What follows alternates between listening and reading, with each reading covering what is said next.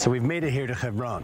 The arrival alone is somewhat intense. At this point, there's almost an equal number of soldiers as there are people visiting today on this holiday day that we came to arrive. It's the spiritual heart, really, of this sort of southern West Bank area, one of the cradles of history of Jewish civilization. This is the Cave of the Patriarchs right behind us here. And of course, in this really politically charged environment, we had to come here to find out just what's on people's minds, once again, ahead of elections.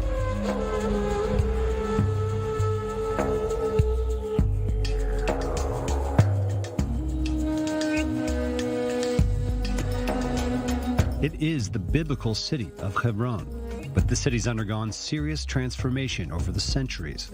Hebron has endured for millennia as a cradle of the Abrahamic traditions, and today is among the most sacred and actively worshipped of and contested sites for Jews and Muslims alike, especially those who live in its immediate environs. The demographics here today are eye-opening to the situation. More than 200,000 Palestinian Arabs inhabit this city, making it one of the West Bank's largest, while somewhere around 1,000 Jews reside in a small enclave in the old city section.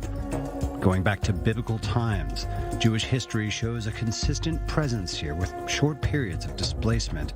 And now, over the last 4 decades or so, these pious Jewish residents who have returned have become some of Israel's most far-right nationalistic voters.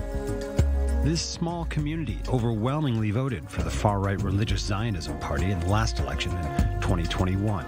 And in our efforts to get perspective from the local residents, we encountered Baruch Marzel, an Israeli political activist labeled a far-right extremist by many in the mainstream.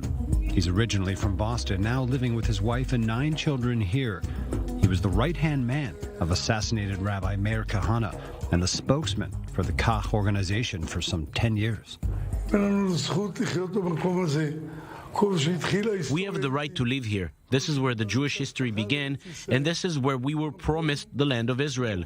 Jews lived here for 3,800 years, almost non-stop. But when there were pogroms or killings done by different occupiers, Arabs, Christians, and others, here we got the rights on all the land of Israel.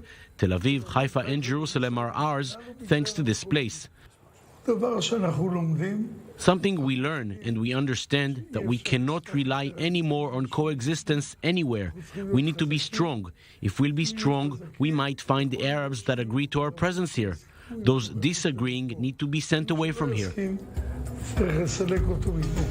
We spent some time walking around here already today. You get a feel for the intensity, not just politically, but for everyday life. I mean, you see, politically, all the faces on the walls here, it's Smotrich, it's Ben-Gvir, it's the far right, who are clearly speaking to these communities here. But it's complex. You see behind me one of the old houses of the neighborhood here, Beit Hadassah. Behind that, the sprawling city of Hebron.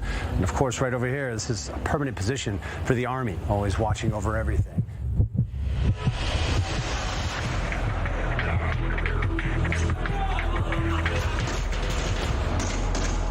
After strolling these neighborhoods, speaking to the people, you get a real feel for the realities that they face, their political positions. For more, though, we're going to speak with Noam Arnon, the spokesperson for this local community. The voice today that we hope that next government will be a really right-wing government, and it will really decide right-wing decisions.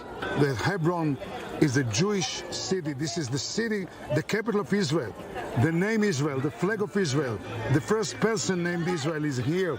They should decide that Hebron will be a big Israeli city. But at the same time, I must say. Do you think Netanyahu can lead that? Can he lead that government, that right-wing government? Let him have the chance, and I hope he will have a government with people that will help him to make these decisions. People who will lead to this direction. We are not against anyone. We are for justice, for peace, for building Israel, building Hebron, for all these ideas. We hope this government will fulfill it. But I had to ask about the glaring reality. The majority of the region's inhabitants, the Palestinians, and how he sees a resolution to that conflict. There is no any chance that Palestinian state will ever exist. Everyone understands you cannot share 70 kilometers to 2 states. One is very rich, one is very poor. One is very full of corruption and terror. One is a normal state. You cannot do it. It's impossible. We had it in Gaza. We had it enough. So this idea must be out of the vision. And Israel must offer the local Arabs here, those of you who want to live in peace, they will have residency, they will have all human rights. You will be welcome. You will be friends. You will be our cousins, okay? Those of you who share the terror will not be here. This is the option. This is the only normal option that can exist. With the Sukkot holiday atmosphere in full swing, lots of people made a visit to this holy site, and it became a festival of far-right politics and ideology, fully on display. We left this place with no doubt about which political faction now speaks for this community.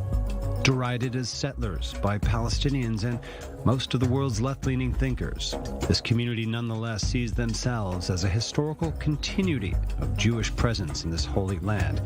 And the right end of the political spectrum is where most of them feel comfortable and protected in modern-day Israel.